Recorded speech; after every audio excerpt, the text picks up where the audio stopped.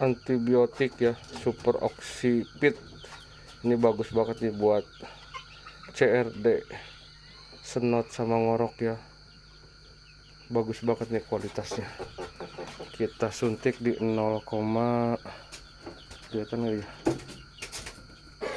0,5 kurang lebih lah, 0,5 nih. Buat yang agak pilek nih, takutnya berlanjut tuh, hidungnya agak basah. Kita suntik biar cepat sembuh. Ini usia 6 bulan ya, suntiknya 0,5. Kita suntik di dada, semoga sehat. Nah, agak pilek tuh, daripada nanti tambah parah, mending langsung disuntik aja. Untuk takarannya 0,5 bos, jangan salah ya, 0,5. Ini obatnya super oxipit, banyak di online shop.